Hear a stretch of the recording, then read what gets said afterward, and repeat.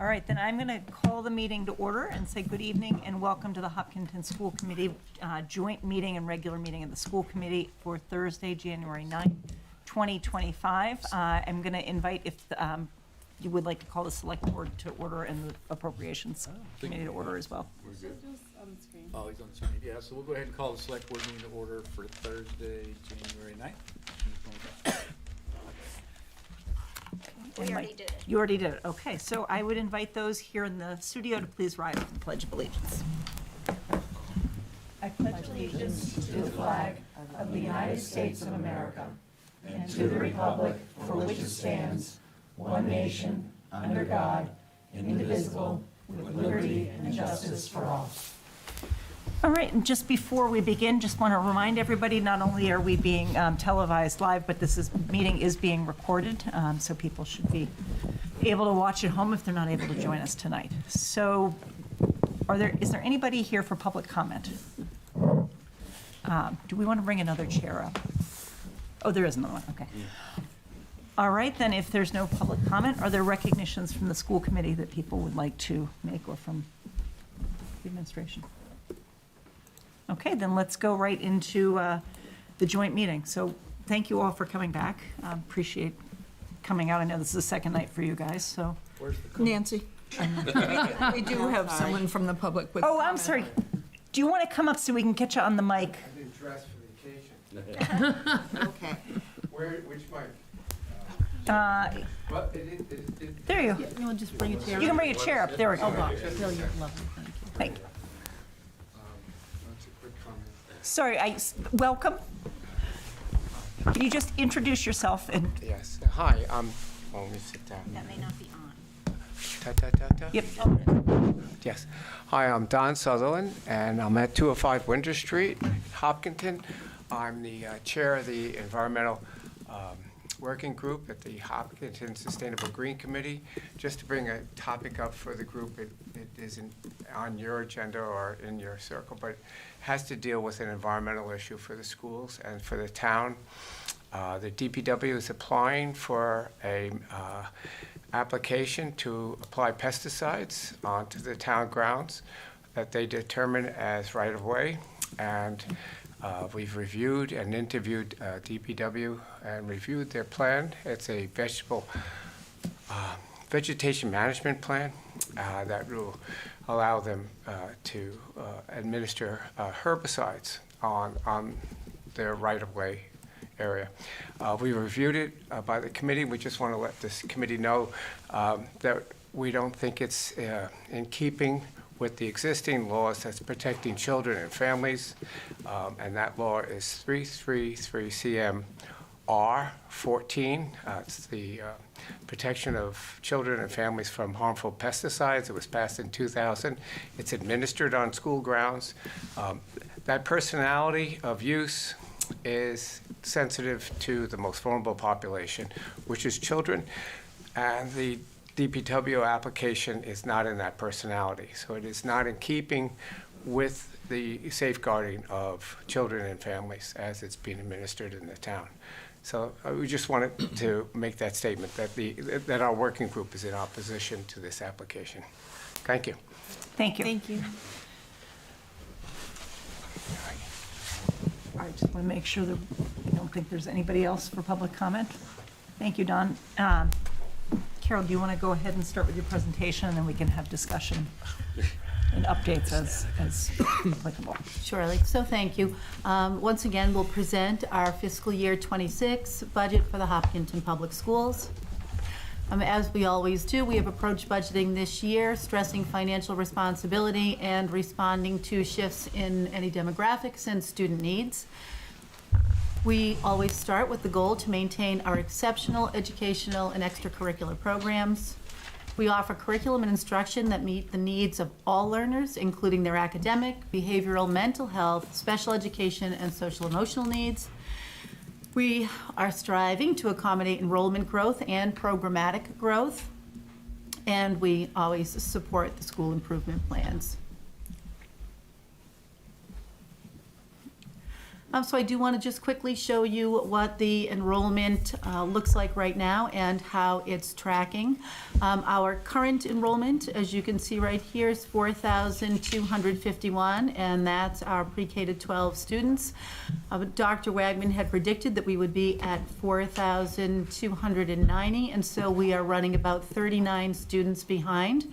One of the things that you can see right here is that last year, at the end of the school year, we had 109 students in pre-K.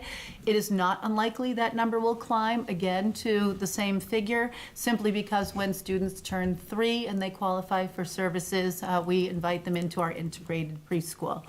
So that's an area where our numbers will grow. Since the last time you saw this presentation, I think we are probably just maybe 3 students ahead of where we were when we talked about this in December. So when we take a look at Dr. Arthur Wagman's projections, in November of 2020, he had done this projection for us, and you can see that in 25-26, he was looking at 4,355 students in the Hopkinton Public Schools. So ultimately, that's what this budget is based on. We did have him come back in October of 2023, and his more recent predictions were 4,416 in 25-26. But if you go back and take a look at this slide, it seems to us that the November 2020 projections are the ones that seem to be tracking, and so those are the numbers we're using. So you're going to see staffing requests tonight. At Marathon and Elmwood, they are requesting a shared 1.0 FTE intensive special needs teacher. At Elmwood, an assistant principal. At Hopkins, a reading tutor. At the middle school, 0.4 FTE orchestra. At the high school, a French teacher.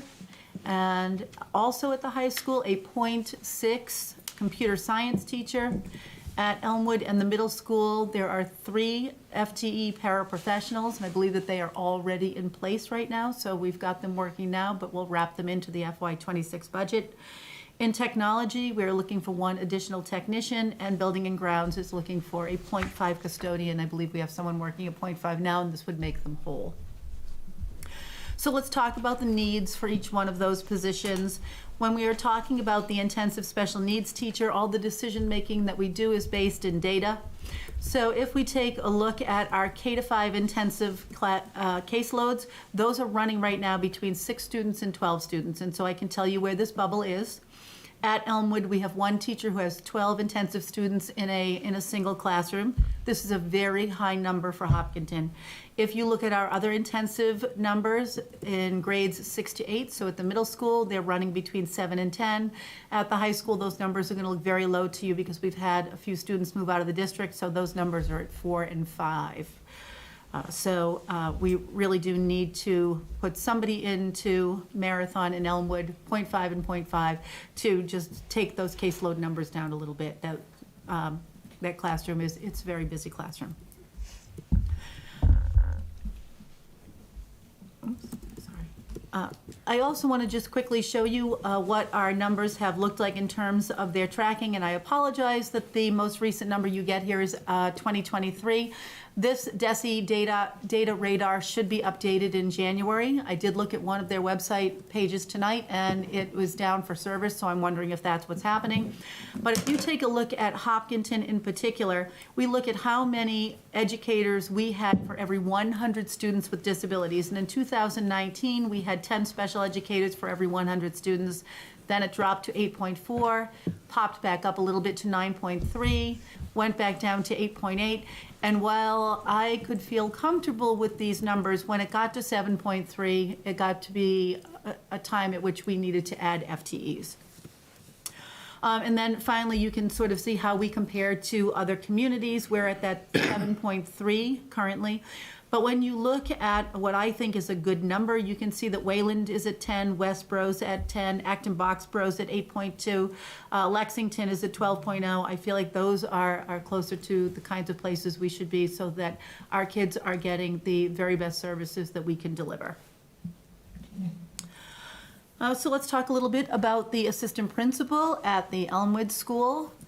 We really need to take a look at our administrative leadership and our instructional leadership. And I know that you've seen those positions kind of creep into our budgets little by little. If you look at just straight admin, we are somewhat competitive in here, I would say. So we have $625 per student is what we're paying. This is a per pupil expenditure diagram. And so you can see that someone like Westwood is at $658, Wellesley is at $603. And so we could say that we're competitive. Weston and Wayland are very, very high, but we're in the running. But then when you look at instructional leadership, this is a place where we're not. And we've relied on our building principals and assistant principals to be instructional leaders. So they are the people who are not only evaluating teachers, but they're running professional learning. They're ensuring that when we say we have a guaranteed and viable curriculum, if they go into second grade classrooms, for example, at math time, they should see math being taught during that block, and they should see consistency among the lesson that's being taught. But our building principals no longer have time to do that because they're working so hard at things like running the building, dealing with, physical plant issues, making sure that student discipline is covered. So those pieces are starting to decline. We've added instructional leadership in the middle school and K-5 math recently, and you can see that in terms of instructional leadership, we are still at the very, very bottom. The instructional leader positions that we have, they're working very hard. They work well. I think our teachers are super responsive whenever we ask them for something, for a change in curriculum, a change in instructional delivery. But if you want excellent programming, you want exceptional instruction, you want great curriculum, these numbers have to come up a little bit. And we made a good dent, I think, this year at Hopkins, and we're looking to do the same thing at Elmwood. So the 1.0 FTE tutor in reading for Hopkins School, I've got data here from grade 3, 2024 MCAS, so they are current fourth graders. And you can see that of the 326 students who took that test, 27% of the 326 were either partially meeting or not meeting expectations. When we pull out just the 40 students who are on IEPs, you can see that about 85% of those kids were partially meeting or not meeting expectations. And you'll see very similar numbers for grade 4, who are our current fifth graders. When we look at the 335 students in grade 5, 30% of them were either partially or not meeting. And then again, we had 80% of our 45 students on IEPs, so 36 kids who were either partially or not meeting expectations. So the goal really is in grades 4 and 5 to kind of get to a place where we are making sure that kids are reading at grade level.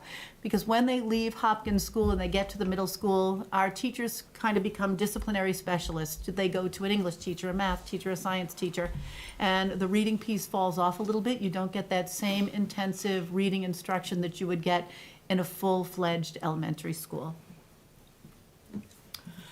The point for FTE and orchestra, I think these numbers are very telling. You can see how many kids we have in chorus, band, and orchestra in grades 6, 7, and 8. And so if we look at orchestra in particular, in grade 6 right now we have 92 students who are enrolled in orchestra, grade 7, 72, and grade 8, 54. When those 54 leave grade 8 and go off to the high school, at grade 5 there are 111 students who are in the orchestra at Hopkins. So we're replacing 54 with 111, and even if we have some kind of attrition, we still need that .4 teacher. There's no possible way that the teacher who's there now is going to be able to absorb an additional, say, 55 students or 65 students this year. The .6 FTE in computer science, I think that's kind of happening everywhere. Computer science now is very hot. Lots of kids are taking it. There's a strong push from the Department of Elementary and Secondary Education to make sure that every kid gets a comp sci class before they leave high school. It is not mandated now, it's not required now, but students are kind of seeing that in the workplace and they know that they need that course. So that's just based on student enrollment. When we look at the French teacher, what I've put into the table over here on the right-hand side are the course caps for French. So all of the French classes at the high school, we can load up to 25 students. Anywhere you see this orange color, we are either at the cap or we are exceeding the cap. So we do have some classrooms with 26, 27 students in them. That shouldn't be, and even in a classroom with 25, while that is a cap, so we can put that many students, it's not our practice to do that. In a typical world language class, we'd probably put somewhere around 22, 23 kids, which I think is sort of the market expectation, not just here in Hopkinton, but in other communities. So those numbers are high, and we need some relief there. Our paraprofessionals, I will just quickly show you why we keep adding paraprofessionals. If you look at our number of students in 2020, we had 476 students on IEPs. In 2024, that number rose to 600. So we're 124 students ahead of where we were 5 years ago. And then if we look at the percentage of students we have on IEPs, in 2020 we were at 12.2, and today we're at 14.2. So the percentage is going up and the number is going up, obviously. So when we also look at paraprofessionals, a lot of that is just dictated by a student's IEP. If an IEP says a student gets some kind of academic support through a paraprofessional or gets one-to-one with a paraprofessional, that's why you see those positions in there. And I will show this slide once more because I always like to. We take a look at our per pupil expenditure, and we compare ourselves always to these other 31, and one of them obviously is the state average up here at $20,000. And you can see that a lot of these towns are very competitive towns, some of our neighbors with whom we share a contiguous border. But as you look at them, you can see that the highest per pupil expenditure is over in Weston at $30,000. And here in Hopkinton, we are paying $16,177 per student. We get a very good return on our investment there. That's a very low per pupil expenditure, and our students do exceedingly well while they're here in Hopkinton. And we now have evidence that as they go off to college, they do very well there as well through self-reporting and through other metrics. Finally, when we break down per pupil expenditure by bucket, so they'll break it down by administration, instructional leadership, teachers, teaching services, professional development, instructional materials. Wherever you see a red circle, Hopkinton is in the bottom 25%. Blue circle, Hopkinton's in the bottom 50%. And a green circle, we would be in the top 30%. And even though in many of these places we are in the bottom 25%, we are always in the top probably 5% in terms of academics in the Commonwealth. So a lot to be proud of. All right, and I will hand things over to Mrs. Rothermick to talk about the numbers. Thank you. So looking at the operating budget for FY26, we're looking at a salary increase of $2.9 million, 4.74%, and an expense increase a little over $1 million at 1.67%. For a total increase to the operating budget of 6.41%. We also use revolving accounts to reduce the amount that comes from the general fund from the town. So the parking, building use, bus revolving, preschool, athletic revolving, international tuition. So the total offset from fees is $1,680,000. Then there is circuit breaker of $2.5 million and the special education reserve a little over $1 million. So the total offsets to the grant from the general fund is $5.3 million, which is an increase offset from FY25 of $720,000. So if you are to add the revolving offsets, you can see what the true gross operating budget for the school for FY26 is $72,504,000. And we always like to just show a little graphic in terms of where all the money is being spent. So you can see the largest percentage is regular education at 52%, followed by student services at 24%, and then there are just smaller pies that come off of that, give you a visual of what the budget looks like. And then, of course, lastly, we always talk about the fact that the operating budget is 80% salary. It is all people. So moving into the salary piece, contractual obligations are 2.2 million and staff requests of 690,000. So again, we like to take the budget and break it out into these buckets, which to make it more understandable about how the budget is driven, if you will. So again, contractual obligations for salary, 2.2 million. Special education, so these are the FTEs that you heard Dr. Kavanaugh speak about earlier, 211,000 for FTEs. Instructional cost and enrollment growth, 143,000, 2.4 FTEs. And support at 335,000, which is 2.5 FTEs. So again, just recapping what Dr. Kavanaugh said earlier, student services, 1 teaching for Marathon and Elmwood, 3 paraprofessionals for Elmwood in the middle school, but also an increase to preschool and nurse sub-accounts. The instructional cost and enrollment growth is 2 teaching, middle school 0.4, the high school 1.6, a 0.4 FTE for technology. And this is a technician, but it is offset by a 0.6 reduction of an integration specialist. The administration, support, and facility enhancements, 1 FTE Elmwood assistant principal, 1 reading tutor for Hopkins, 0.5 custodian, and an increase to substitute accounts of 153,000, and that is to bring it up to the actual experience over the last couple of years. Moving on to expenses, again, the increase is 1,056,000. Looking at that visually, you can see that a lot of this is really contractual obligations and driven by the biggest percentage is student services at 29%, then transportation at 20%, followed by building and grounds at 16%. Using those same buckets, contractual, inflation, and current services, the increase is 271,000. Student services, 278,000. Instructional cost, enrollment growth, and replacement cycles at 506,000 for the increase of 1,056,000.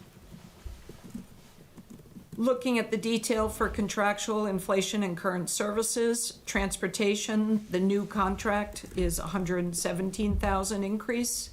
Technology, which is software, hardening, security, and inflation at 116,000. Regular education, this is supplies inflation and supplies enrollment at 21,000. And then some miscellaneous others for 15. Moving into student services, transportation has an increase of 243,000. Tuitions actually decreased 3,000, and that is due to the increase offset of 770,000 for circuit breaker. Supplies increase of 11,000, contracted services increase of 21,000. Instructional costs, enrollment growth, and replacement cycles. Transportation, 93,000. This is adding 1 additional bus. Curriculum, 230,000. These are textbook license renewals.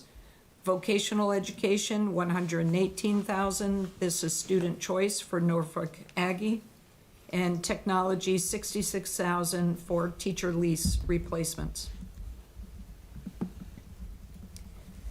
As we combine both the salary and expense that you've seen in the previous slides, contractual inflation, current services, 2.5 million, special education, 489,000, instructional cost and enrollment growth, 650,000, administration, support, and facility enhancements, 335,000. And then putting those together for the percentage increases, the contractual inflation and current services, the increase is a little over 4%, special education 0.78%, instructional cost and enrollment growth a little over 1%, Administration, support, and facility enhancements, 0.53%. Again, for a total increase for the FY '26 budget at 6.41%.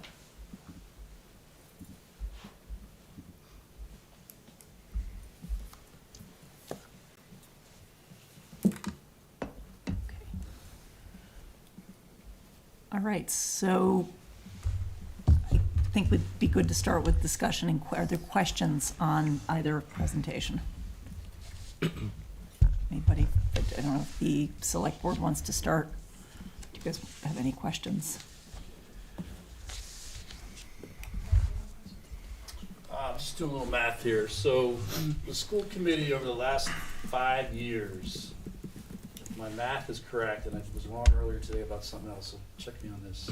It looks like their free cash coming back after this fiscal year is less than 1%. It's 0.5% of the budget. I would argue that's pretty darn good. On $65 million or whatever the number is, you're not putting back 400 grand. So I think that what that says to me is all the numbers you put up here, it gets utilized in the manner in which it goes up here, right? So I don't see a lot of padding going on here, because some folks in town think, well, everyone just pads the budget and pads the budget and pads the budget, and then they don't spend the money or they spend it on wasteful stuff. I don't see that based on the free cash stats that I'm looking at. So I think it was, one year was like 600 grand, the other couple of years is around 4, so I'm averaging the number a little bit here. But it's, I think, a very good sign that, you know, the money is spent well, the money is spent as planned, and the money's not wasted. So I just wanted to point that out, because some folks do think that we pad these things, we being town government, and I don't think that's the case. So not a question there, I guess, but a comment. Thank you. I don't think so, because this is substantially the same presentation we've seen before, right? It's just the problem at the moment, we have a gap in the budget. And then her said the other night, we hope that we might get to a point where it couldn't be such a big gap. But we don't have the free cash certified yet. Can I ask a question about that, just because when you had your meeting the other night, we were actually, Jamie and I were in negotiating with the teachers, and I have not had the opportunity to look back through HCAM. Is that number still, I think it was 4.7 when we met in December, is that, Down to 3 million-ish, yeah. okay. It's around 3 now, I think, the gap, 3 million.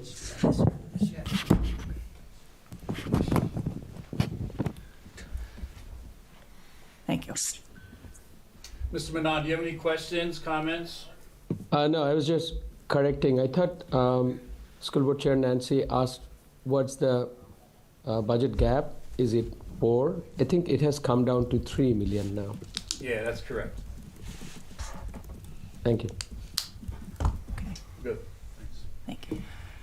Mike, appropriations have, I don't have any questions because essentially the same information as before, but I'll let others, Bill, you weren't here last time, if you have any questions. I do, thanks. On the paraprofessionals, you mentioned there's 3 they have now, and you're just rolling them into this year's budget. So does that mean they were on grants last year? Is that why you phrased it that way?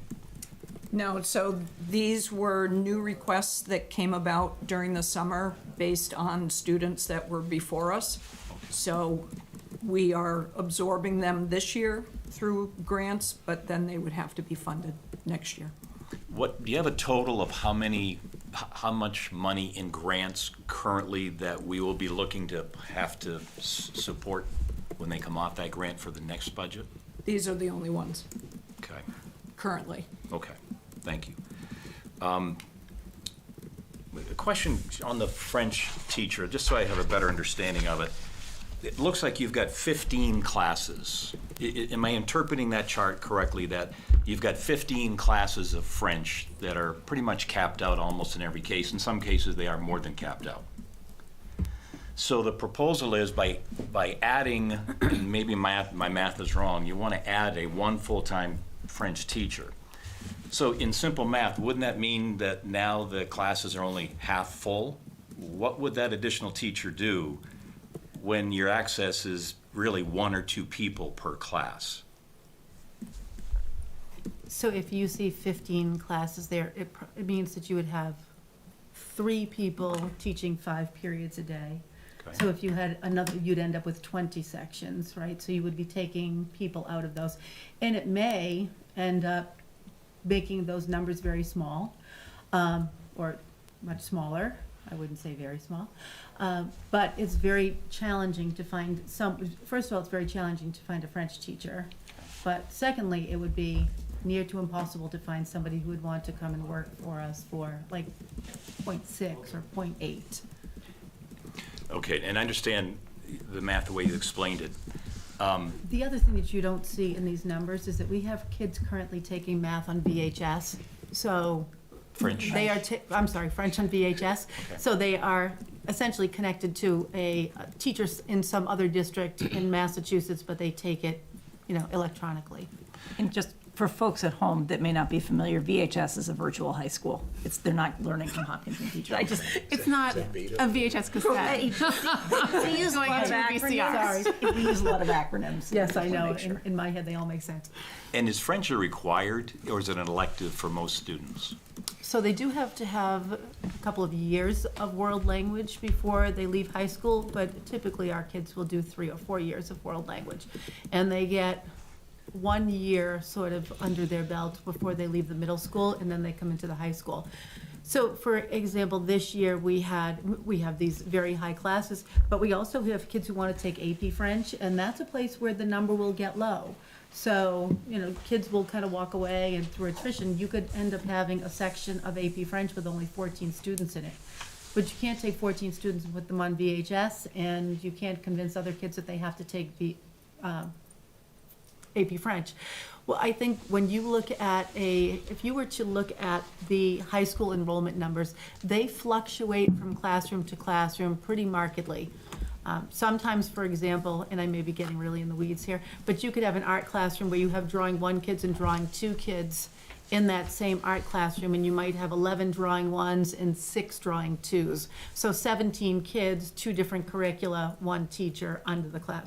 So we try to be clever with the way we're grouping kids so that it's not costing the taxpayers more in FTEs, but something like AP French there's not much else you can do. Okay. I guess all I'm trying to get to, I'm not beating up on French, because I'm No, not I sure how know. the other classes Yes. are. But, we're all trying to find a few thousand here and Sure. 20,000 and 50,000 wherever we can. I'm just wondering, is that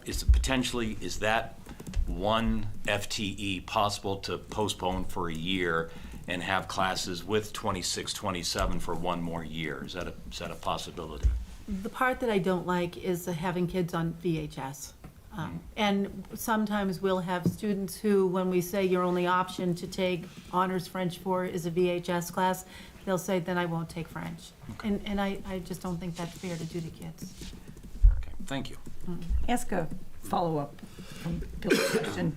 Do we have, because I'm asking it just because it popped up now, if you don't have it this week, it would be fine for next week, but numbers of 8th graders that are enrolled in French right now, would that number be different from the number of kids we expect to exit French? Yes, sure. And I think it always is, because going from freshman year to senior year, there is attrition, of course. There'll be kids who decide that they don't want to do that anymore. But a tricky thing too, we do what we call a student-generated schedule. So this year, we could have 100 kids coming into 9th grade who all want French, and the next year, we could have 62 kids coming into 9th grade who all want French. But we do look at those numbers, and I can get the 8th grade numbers for you. But that then means that the 38 kids who, going from the 100 to 62, are going to find their way to Mandarin, or they're going to find their way to Spanish. So those numbers get bigger and smaller all the time. That's one of those funny places, like English 9 is not funny, everybody takes it. But foreign language is, it's hard to predict. Thank Is you. it difficult to find dual certified in foreign languages? That's just what I was gonna say, if you get someone dual certified French, Spanish. That would be the ideal, right? Because then when you have that sort of, it gets bigger and smaller, waxing and waning. And we had someone at the high school who used to be able to, sometimes they would teach 4 sections of French, 1 Spanish, sometimes 3 French, 2 Spanish. Some years, all French, no Spanish, depending on what kids wanted to take. The dual certification is key. I have a question on the increase for contractual for salaries for the teachers, which I assume is pretty much union-based. Has that been firmly negotiated yet, or is that still in works? Still in the works. And how long is that contract for, year to year or a multi-year? We typically negotiate 3-year contracts. So my question would be, if after this gets approved or not get approved, my question is, if we held the line, the town with the union and held the line at a smaller increase, would you expect teachers leaving in mass quantities to go to get more money? Or are you using the inflation rate of 3 or 4% currently as the negotiating factor? It's really hard to say whether people would leave a position or not. There's loads of reasons why people would leave a position. But I can't predict what would happen based on a contract.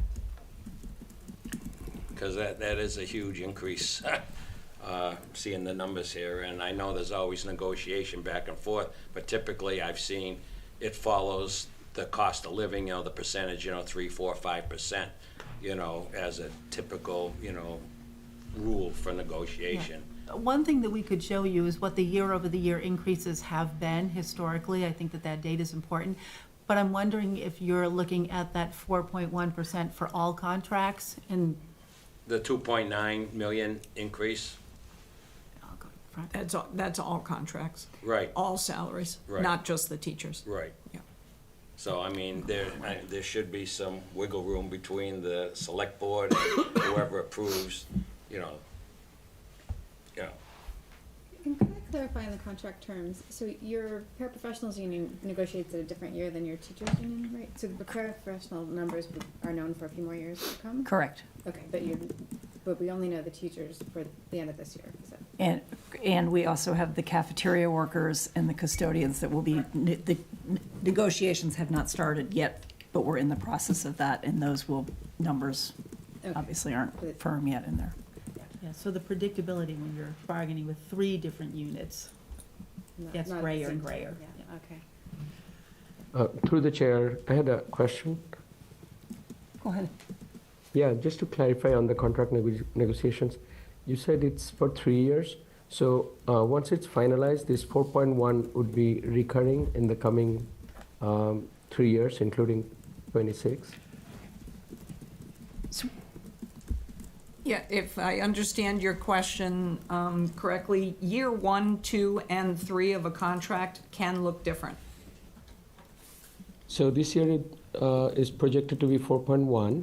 Next year, do we know what it would be, or we should be able to project those numbers too? No, I right? think we should be clear that this year we have no number. We are still in the process of negotiating, and I think that 4.1 that people keep talking about, that is for all contracts, not just the teachers. We have custodians, we have cafeteria workers, we have paraprofessionals in that number, so we don't know what that is. And I think maybe to clarify what Mrs. Rothermick was just speaking about, when you negotiate with the teachers and you do a 3-year contract, so we might say in, the first year of the contract, the increase is 2.5. In the second year of the contract, the increase is 1.75. In the third year, it's 3.25. So that number can change, that percent cost of living increase will change every year. Sometimes it changes every year, but you negotiate each year individually, is what I'm saying. And that number also includes your step increases as well. Yeah, so if a teacher is not the maximum step, so they've been in the district for 4 years and they're going to their 5th year, they will make a step increase from step 4 to step 5. And if they change their degree status, say, for example, from going from master's to master's 15, they would make a lane change as well. So that, the structure of a salary schedule for teachers has a little bit of complexity to it. And just because it sounds a little bit confusing when we're talking about 4.1%. I've never seen those numbers in a COLA adjustment for any contract that we have done year over year. In fact, I think the existing contract for the teachers, I think it was under 3%. of the COLA. It was 2.75 and 2.5 2 years before that. So, if that makes sense. Yes, I don't think that there was a year that was No, 3% in that contract. Right. Through the chair, I had one other question, just quickly. On the transportation side, it looks like the expenses grew by 20%. That's pretty high. And I see there's one new addition of a new bus, which probably contributed the most. Can you clarify that increase a little bit? So we do have the contract increase for the bus, which is 117,000. So that's for the fleet of 35 buses. And then there is a new bus being added, and that new bus is 93,000. Thank you. And the new bus is because of the growth? Because of growth. Some of our buses are still running beyond an hour and are at overcapacity. Yeah, I know that from various first-hand experiences, unfortunately. And a subsequent question, do we not also see increase in revenue from our bus fees? We do. We have the revenue that we're using from the bus fees is projected out over the next till 2030. So the amount we're using from the bus fees is projected at that number, but continuing to stay sustainable until 2030. So even though we're adding a bus, it's putting kids into the bus so that their ride is not as long and it's not over capacity. That makes sense. Thank you. All right, Caroline, do you have any? Yeah, I have a few questions. Thank you. Thank you. Yes, first, I know our school district is, running very successfully, ranked on the top. Besides our school district, everyone's work, I also want to recognize all the parents behind the scenes, the energy, the work, and the resources they put in to push their children to success. My question would be, so our state funding, does it go up and down with the number of enrollment? It does. It's driven by enrollment. Is it in proportion, like per student by calculation? There's a very complicated calculation. There's enrollment, there's poverty, there's special education, there's several pieces to the equation, but it is driven, enrollment is a big piece of it. Okay, great. Second question will be, so do we administer like SAT test, or do we provide like a VHAs or other classes to students in other districts and collect any fees or funding for that? We don't. So annually, the school committee has to decide if we want to be a school choice district or not. And historically, we have not done that just because we've had our own overcrowding problems. Okay. Even virtually, we're not able to do it. We don't have virtual classes going on as a general rule at this point. Is your question, are Hopkinton teachers teaching the VHS classes that students across the Not region only are in taking? our school district. Like Right, that's what I'm saying. Right, yeah. So if you are participating in VHS, and we do, I think we have like 75 seats, meaning that 75 different courses, they can't be taught to 25 kids. One kid counts as a seat. And so if you have 75 seats, that means that somebody in your building, so someone at Hopkinton High School, does have to teach a VHS course. Like, it's part of like this reciprocal thing to make sure that kids, so say for example, you're a student at Hopkinton High School and you want to take Latin, but we don't offer Latin. You could take that through VHS. You know what I'm saying? And it's not So, just, I guess my question will be, are we only a consumer of this, or are we provider too? no, you have to be a provider if you're part and parcel of the program. Okay. It sounds like it's a wash, it's a one for one. Okay. It's part of the contract. Okay. In order to get seats, you also, I think it's like every 25 seats, you have to provide a teacher. Okay. Great. For one period. Right. Yeah. But they're not dedicated to Hopkinton when the teachers are doing, correct? Correct. That they're open to. Yeah. But it's not a revenue generator. It's not a revenue generator, it's just break even, right? It does not generate revenue for any school district. Yeah. But it offers classes that you can't offer necessarily. Yeah. Right. That's all from me. Thank you. Jean? No, I don't have any questions, thanks. Okay, we're good. Okay. School committee. People have comments, questions. I know there's been a lot of talk about budget kind of for the past couple of months, but it seems like we're getting to a point where it's going to become busier, and next week is our public hearing, and we're getting close to a point where we need to vote the budget. So do people have questions, thoughts on steps forward, et cetera? I have just one question. Does the projection of what our cost per pupil expenditure rises to with the 6.4%? I mean, is it just direct? It jumps 6% if the overall budget, is that tied to the per pupil expenditure? So what would happen is you take this whole great big budget and you would divide it by the number of kids in the district. Okay, so it's essentially the same. So if it's a 6%, 4% increase in the budget, then the cost per pupil will jump up 6% as well. Unless you have more kids. Right. I get it, unless you have more kids, but, Yep. okay. In broad terms, yeah, okay, got it, thanks. Although I think the last year, for example, it was about a 5% increase, like the 5.35. 5.35 last year. And so how much did the per pupil expenditure increase? Because I think it's been in the 16s, I right? hate to say, but you don't get to see that until probably 2 weeks from now when they post it. Of course. Yeah. So we can see if it went up from the 16,177 or if it went down.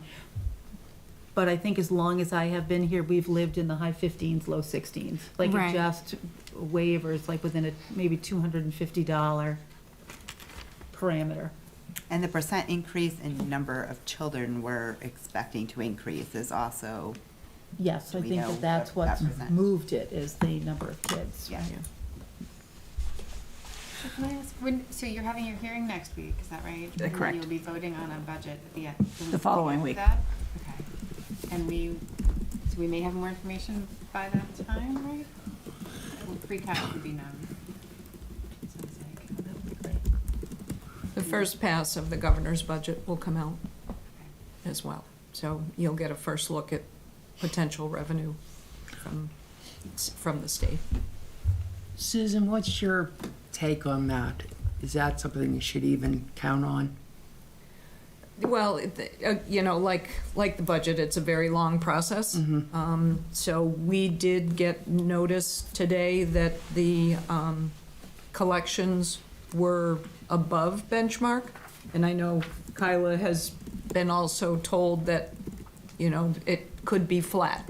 So there's all kinds of information out there in terms of what the governor will put forward. We don't know. What are the collections?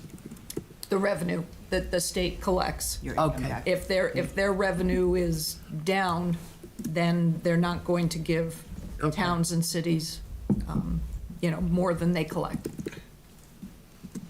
So the revenue projections, will get that first pass towards the end of January from the governor, but we won't know. I'm curious. So my understanding is that the current 6.4% budget that we've been presenting, does this basically represent level services? I would say yes to that. Thank you. So anything below would require a decrease in services to our students and families. I don't know if I want to say that. It would Yeah, require I'd like just It would, it seems to follow services, logically. you know? Right, right. It's hard to speak in those like black and white. you Right. know. I think my concern, I think that to kind of put the elephant out in the room, is that we're looking at what we've been discussing the past couple of months of what feels like really strong needs in the district. We're hearing some concerning things on the revenue side, although I remain hopeful that some things will look a little bit brighter, but my concern is that there may be things that will need to be removed from the budget in some way, and that we're going to have to roll up our sleeves and figure out where the priorities are of things. I know obviously the 3.0 paraprofessionals that are already in, that would be a thing that, in the teaching positions that we have, I think that's losing, for lack of a better word, student-facing positions is always the biggest concern. Absolutely. But wanting to also make sure that we get a budget working with our partners here that we can bring forward to town meeting in May and get what we can for keep our schools. I think it's going to be really difficult because as we went through the budget process, Dr. Kavanaugh made sure her staff really cut it to the bone and didn't ask for much. And the only place there is to cut is to cut services to students. Yeah, the special education services Yeah. we just talked about are legally required. We cannot cut them. They're in students' IEPs, and they're legally entitled to those And services. beyond that, I would think of classroom teachers. If we, it impacts everybody. We want to do what's legally required, of course, but it's going to hurt our students on IEPs as much as it is our typical students if we look at having to increase class sizes. That would be a thing that I would not want to have to look at, but 25 students in a class is tough. Yeah. You know, I was an English teacher. I taught 6 classes, 25 students per class. Compositions I'd collect, I'd have 150, 200 papers to read. But I think in the next couple of weeks, we are going to have to look at ways that we can realistically move forward, even if it means there are things that are in this budget that we all felt really strongly and positively about. Are there things that we could look at that would still protect the quality of education we have, but maybe be delayed a little bit? And I know looking at creative things like making the French-Spanish double, if we're able to get that, is obviously things, but is that something that we can try to discuss if there are ways we could sharpen our pencils better than we think we can right now, and look at, are there positions that we're adding that would be less damaging or less hurtful if they had to wait a year? Or positions that we currently have that, you know, when you look at enrollment and think about what kids want, need, choose, that kind of thing. So we can look at that. But I will need to put my team in a room, so building principals, directors, and really take a look at everybody's asks so that we're looking at it holistically. I just don't see a lot of, as I mentioned a few minutes ago, I don't see a lot of fat here. I don't see a lot of wasted money. The challenge is, while we want to take care of the students and maintain the great schools that we have 10 other departments or whatever the number is, and we got another $60 million on the other side of the ledger that also we need to take care of. We can't be cutting police officers or firefighters or anything else, you know, so we just got to figure it out. I believe we can figure it out. I really do. And I know, as somebody that gets emails like all of us, the word cut creates emails. Anybody that sends emails about cutting right now, I think is wasting their time, because we're not there yet. You know, I don't think that's what we have to talk about. I think what we have to figure out is what is the absolute best possible budget that we can work with the schools to finalize, and do the same with all the other departments, and see where we land, see what our revenue streams are like, and then maybe take a look at a couple of other options. So I think we will figure it out. I really do. And I don't see a lot of, I'm a pain in the butt about the money at the local level, as we all know. I don't see a lot of wasted money here. And it's in line with our increases as the enrollment has grown over the last 5-10 years. I mean, the average increase over the years is about, well, I can't pull up a second, it's about, I think it was about 5.6%, somewhere around there, year after year after year. And the town has supported that. So the word cut, I don't think is what we need to be talking about. I appreciate hearing that, because Are there any other pieces that we don't know yet that we will know soon? Any revenue sources or, no, just so free cash we know will be certified, and then, and Free the state. cash and state aid. And state aid. Okay. Excise tax? No? That's an estimate. Yeah. And the circuit breaker that's a solid number. We budget for what the current year receivable is, so it is a solid number. Okay. There's a couple of big numbers in the general budget that aren't solid yet, though. I don't think we have a solid number yet on benefits. I don't think we have a solid number yet for, healthcare and things of that nature. So there's some other big numbers out there that could go up. That could make the challenge bigger. They could go down. That could make the challenge more easier. So sometimes we don't find that out until we're getting well into the spring. So there's some big numbers out there that we still have to sort through. How often do those come in low? Historically? Is it? I think it's like 0 to none. Yeah. Benefits usually comes in under, I think people are It really can come in, it'll be conservative up year about over year, but it could come in what we're Right, currently very carrying for conservative it, because about we're trying to be conservative and set it projections, all yeah. up. Right, so, I think, that's why I still think we can figure this out. All right. Right. Thank you. Thank you. Thank you. So we all set? I think we're all set. We'll adjourn. We have to. Do we need to Let's just adjourn? nominate. Yep. Brian Hurst, yes. Amy Rivers, yes. Mr. Manon, we're all out. Rajamanan, yes. Thank you all. All right, stay warm out there. All right, that then brings us into reports, and we're going to start, Savannah, with you, if that's okay. Hope everybody had a nice, relaxing holiday season. Quick summary of going back to school. Whoops, sorry, I think your microphone. Your microwave's I was gonna say microwave, but microphone needs to come in a little bit. Y'all hear me out there? We're good. Tap and see if it's on. Okay, it is. There you go. You're probably better A than little I. louder from the diaphragm. Quick summary of going back to school. We had that nice 2-day week, which kind of eased us into this brutal 5-day week that we're having. Right there with you. The 9th grade students have been collecting signatures to run for student council this year. We decided not to have them run going into first semester to kind of have them acclimate to the school and to avoid 8th grade elections and kind of show them the real meaning and purpose of the student council rather than kids who are just running for like college applications or something like that. And they'll be holding actual elections for that on the 17th. Additionally, HOSA is hosting a neuroscience TEDx event in the auditorium right now. I think it started at 5:30 and it ending at 8.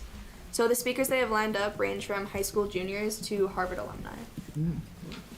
Hopkinton Unified Sports is putting on an 8-week strength training program competition right now. So this program meets 2 days a week on Wednesdays and Thursdays from 2:45 to 3:45 in our weight room, and will end on February the 13th. Hopkinton Unified Theater is putting on a production tomorrow and Saturday titled A Salute to Disney, where members are going to be performing and celebrating some of Disney's most popular songs. And this event is hosted by the Hopkinton Center of the Arts, so if you're looking to purchase tickets, go on their website. As a little shameless plug, I wanted to let you guys know about the ovarian cancer fundraiser game that Hopkinton Girls Varsity Ice Hockey is hosting on Saturday at 4 at New England Sports Center. This Saturday? Yes, ma'am. What sports center? New England Sports Center in Marlboro.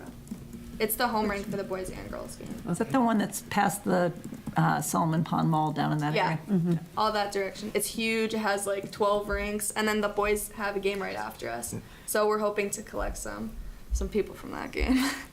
So this game was started by former Hopkinton Girls varsity ice hockey player Keelan Boyle when her mom Marie was diagnosed with ovarian cancer.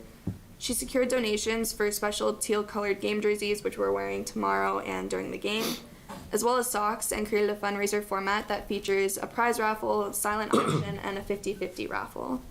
The game also starts with a speech from Keelan's mom, Marie, and an oncology nurse from Dana-Farber. This is going to be the 4th annual running of this fundraiser game, and all proceeds go to the Girly Girl Parts Foundation and the Dana-Farber Cancer Institute. To finish up, we're coming up on the end of the semester, as I'm sure you guys know. So we have our mid-year exams the week of January 21st, and we'll end on that Friday. And teachers have finished up their last units of the semester, and some of my teachers have begun exam review, and the second semester will start on the 27th. Great. Thank you. Any questions? Good luck with the fundraiser. Thank you. I may try to get out there. Are you ready for exams? Ooh, my physics exam might cook me. But I'll get through it. It simply be all those protons moving along.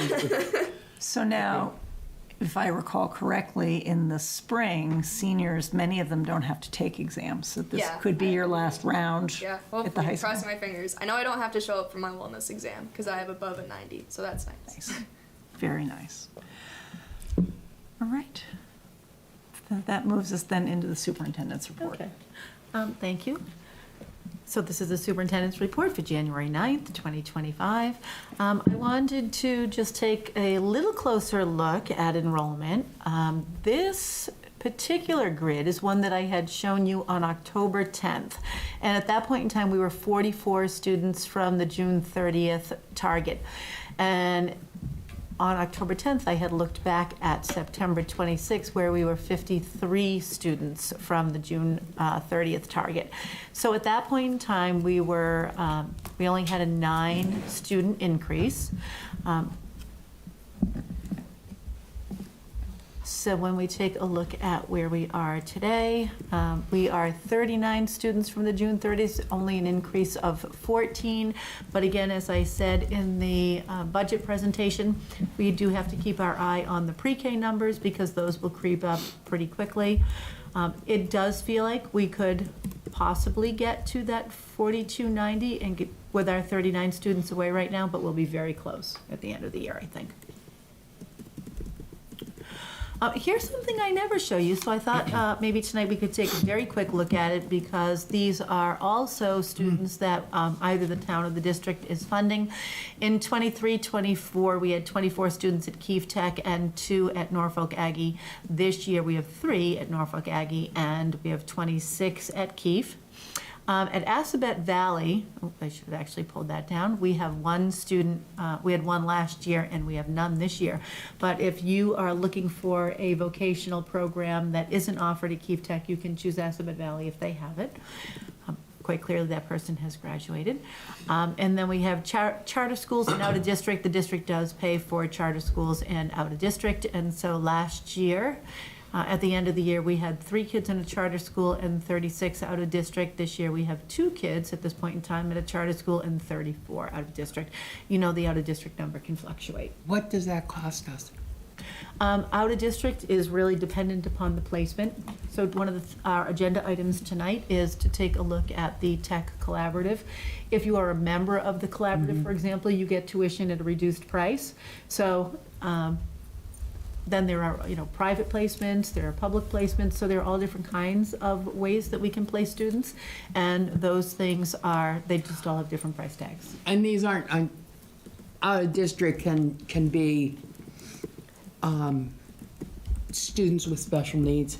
That's what it is. And students with are special they exclusively those students? Exclusively. Okay. So the last part of this, I really wanted to show you something that has been happening over the last few days, and I thought, is this an anomaly? And it's really not. One of the things that very frequently happens in Hopkinton, and I think this might be part of the secret sauce, is that our educators, and that includes administrators, get together very regularly to take a look at all kinds of professional learning. So for example, today we had after school in the high school library educators who got together, and some of them are administrators and some of them are teachers.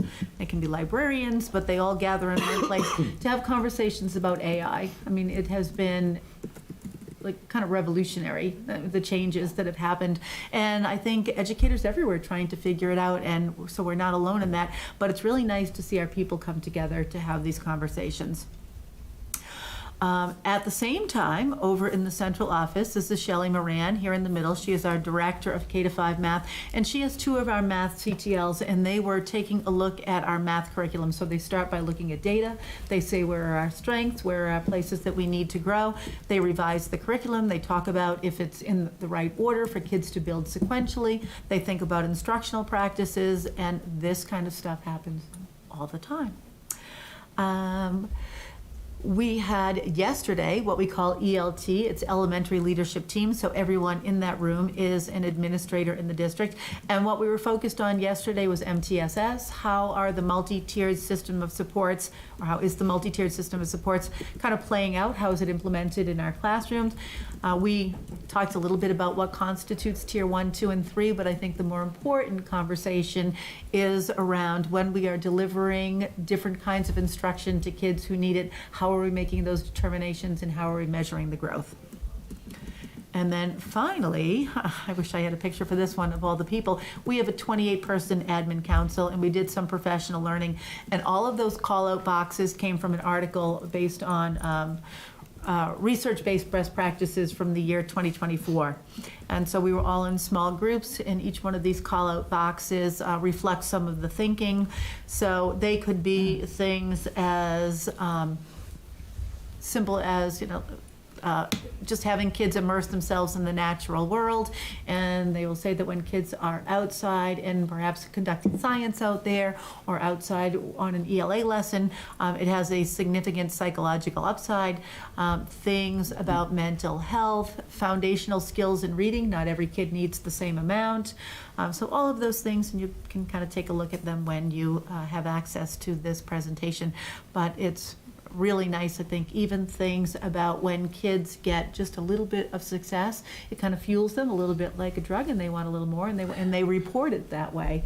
It's kind of neat, and that's how kids develop intrinsic motivation. So all of that was there, and that's all I have for you, but all of that happened in the last couple of days, which is really amazing to see that many people, even while instruction is going on in every one of our classrooms, to engage in that kind of thinking about instruction. We're really good at that. That's great. Yeah. Any questions, comments for Dr. Kavanaugh? Great job, keep it up. Yeah, thank you. Great. Very proud of that. Great job, Mr. LeBron. Go on. All right. Thank you. That brings us into the school committee chair report. Payroll warrant 25012 and 25012A have been approved.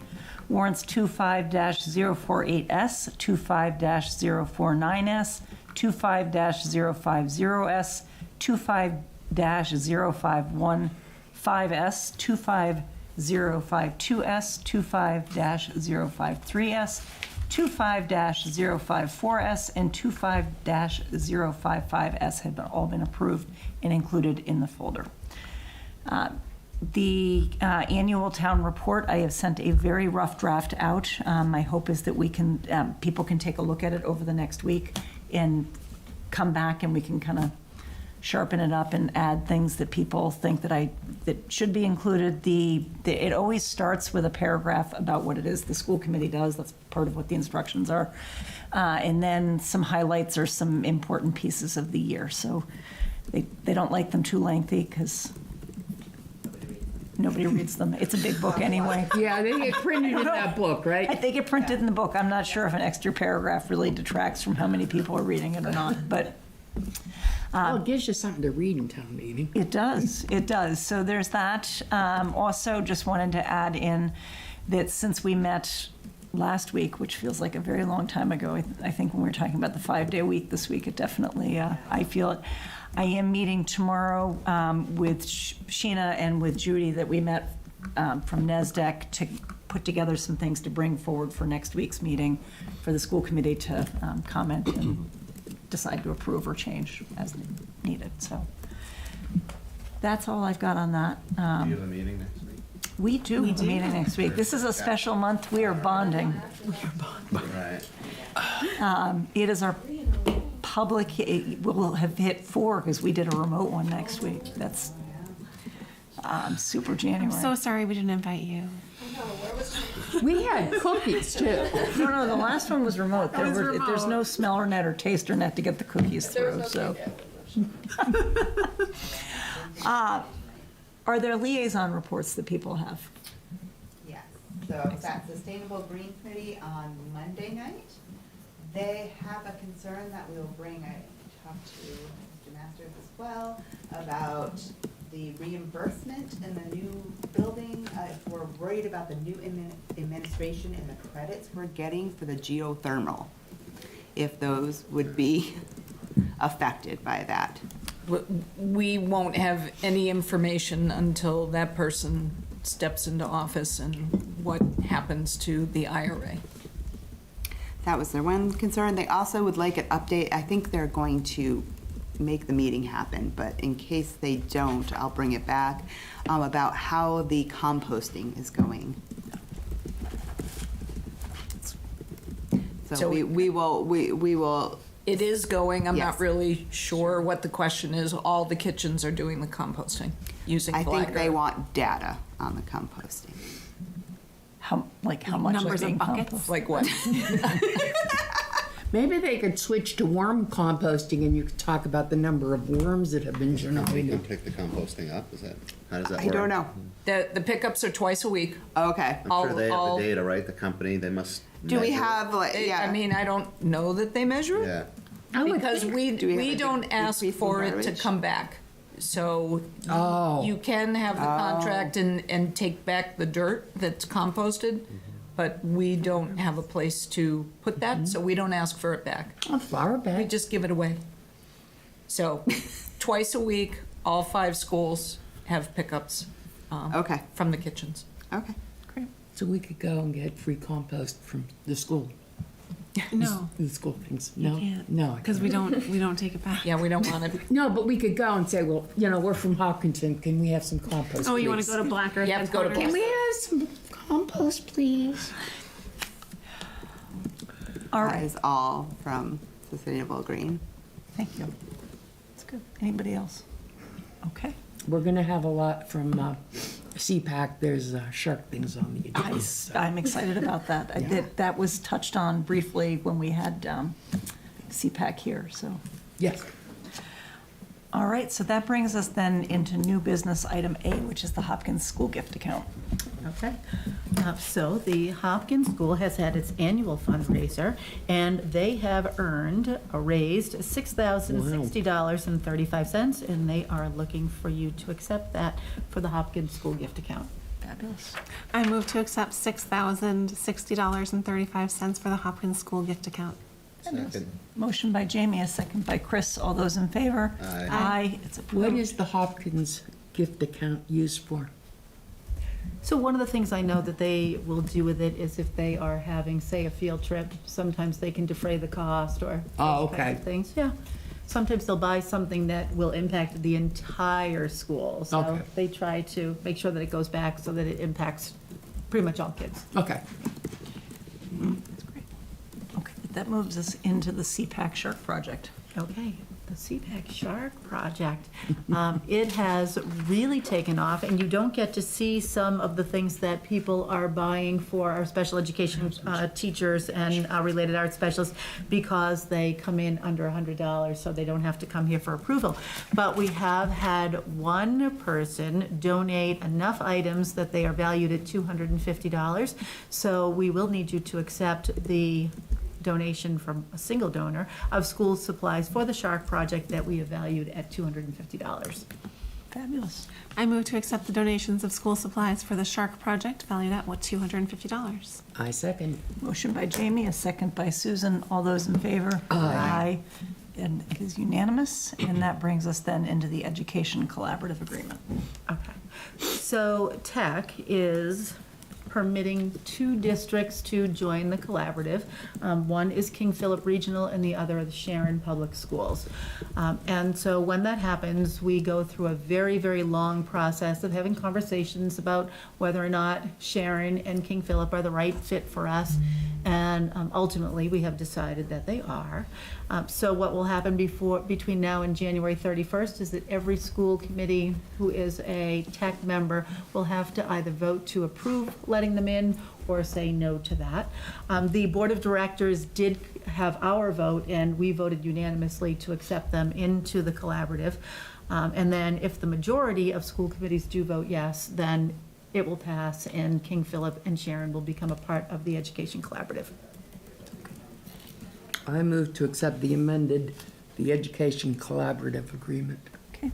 Second. Motion by Susan, a second by Chris. All those in favor? Aye. And it is unanimous. Thank you very much for that. And that brings us into the Sprinter van. Okay, so a long time ago, yeah, Ricky Andrade, our Okay. athletic director, came here and did a little presentation on what it would look like if the Hopkinton Public Schools were able to afford a Sprinter van. And I think it's a 14-passenger van, and the boosters were largely the greatest contributor to this at $77,529. We will use it for after-school travel of our athletic teams. And so we currently have a protocol document in place because we want to make sure that legally the van is being used safely. And so our legal counsel has that, and they are working on getting that document in place. But I think right now it feels like everything is ready to go. So the Sprinter van is here. It's parked next to the middle school. And so we just need you to approve that and our legal counsel to figure out all the, particulars, and we'll be good. Is it nicely dressed? Does it have Hopkinton on it and all kinds of It stickers? does not yet have any Hopkinton on Yeah, on they it still, yet, they but- still need to get the, Oh, they're gonna Printed. print it up and dress it up. it has to have that on there, identification. I did not know that was a rule. Yes. Yeah, isn't it exciting? It is exciting. All right. Wait till you see it. It'll be around town. We all get a Very, yeah, very generous. The boosters, Yeah. Yes. they do a lot of work to support things in our schools. And a shout out to Ricky too, because he has been like tenacious about this thing. He has not given up. Yeah, really. Back I thought we already had it. Yeah, I did too. No, it's We have a, No, we we've have a been talking different about van. We voted on this, Yeah. didn't we vote on this? months We ago? voted for them to explore purchasing. Oh. one, didn't Yeah, we didn't have the number. Okay. All right, well, I move to approve the donation of the 14-passenger Sprinter van valued at $77,529. Motion by Chris. Second. Second by Jamie. All those in favor? Aye. Aye, and that is unanimous and so passes. The timeline for the superintendent search process is the next item. I don't know if people saw, there is a revised timeline, which I did email. Yeah. I specifically just want to make sure that our screening committee folks are, Kyla, if you and Susan had a chance to look at that and to make sure that those dates work for you. They had emailed us prior to this. Great. Okay. And so there, obviously if something comes up along the way, we can come back to looking if something needs to be shifted, but I would seek a motion if somebody feels.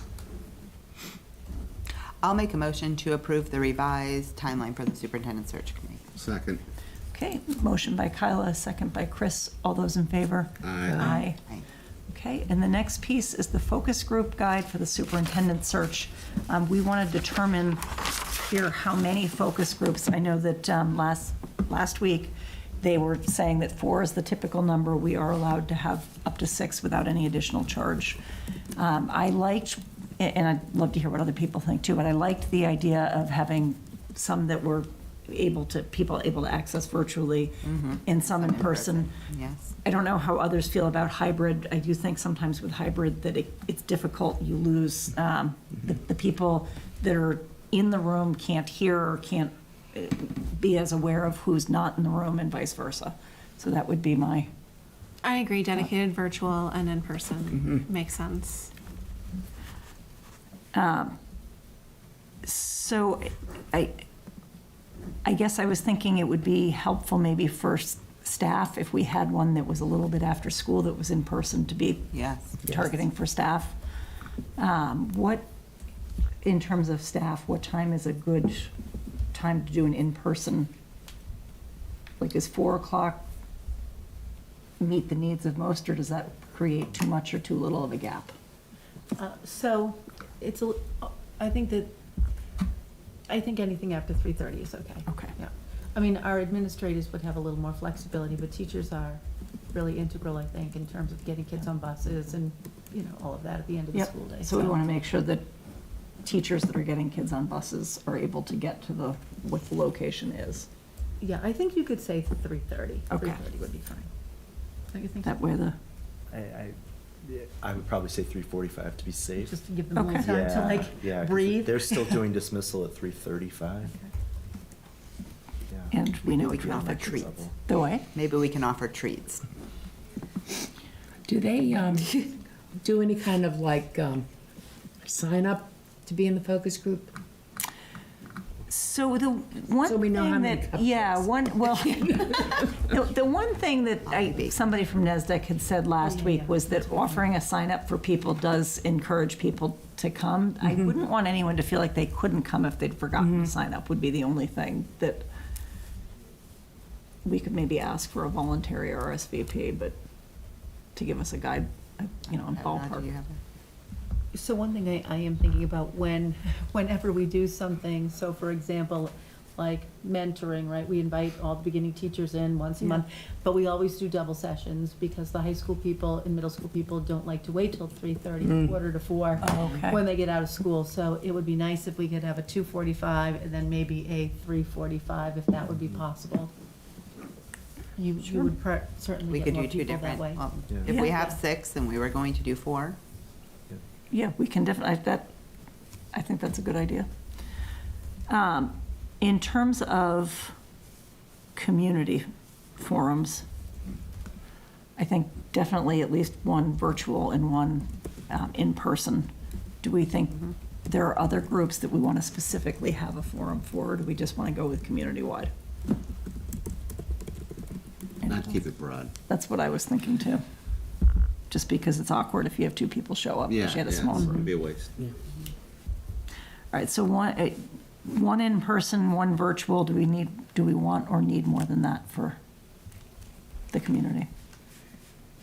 Did we say 2 for staff or 1 for staff? We said 2 for staff, 1 at 2:45 3 to and 1 for high school, middle school. hit the, yeah.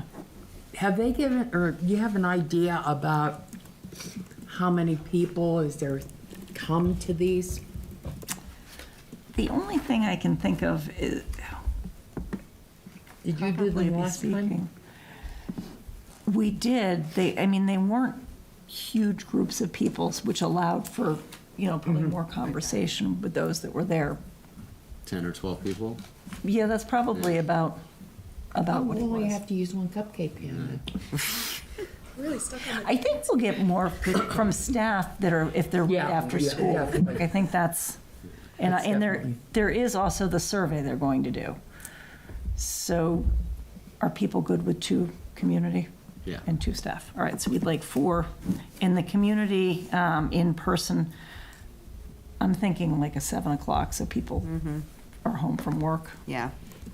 Or, And can have dinner and get Yeah. get settled Yeah. and get out. Because I assume most of these people NESDEC coming will have hosts children. these They do, and they've invited us to participate, preferably in groups of fewer than, like, 2 people. Yeah, 3. Less than 3. Okay. We can divide ourselves up. Yeah. Okay. All right, I think we do want to, like, Are we setting the dates or just NASDAQ set the dates? so I would be inclined to let them set the dates off of the calendar unless people have like, if there's a preferable day. I'm just Do you- curious is- how that works. Yeah. Are there, in terms of staffing, are there days that are better than others for stuff like that? Monday, they always have meetings in their buildings. So we don't wanna go with Right, Mondays, we want to okay. avoid a Monday. Friday, they want to get out. Right. Tuesday's good? Me too. Tuesday, Wednesday, Thursday, depending Yeah, I on. think Tuesday, Wednesday, Thursday seems reasonable. Okay. All right, so then I would look for a motion on that. I move to hold focus groups for 4 groups, 2 for staff, 1 at 2:45, and the second anything after 3:45, and 2 community-wide forums, 1 virtual and 1 in person, as part of the superintendent search process. Second. Motion by Jamie, a second by Chris. All those in favor? Aye. Aye. And that brings us, that was unanimous, then brings us into policy JIC, student discipline. All right, thank you. This is a second reading, and I think, as we talked about last time, this really comes about because of the Department of Elementary and Secondary Education Civil Rights Audit. We did not have a policy JIC. This is very largely taken right from MGL. I mean, it just sort of codifies that for us in policy form. And so we did run it by all of the building principals and the administrators the other morning at Admin Council. No one seems to have any concerns about it. So I don't know if you want to approve this tonight, because I think it would make Mrs. Hanscom's job in the Department of Elementary and Secondary Education very happy. I move to approve policy JIC, student discipline. Okay.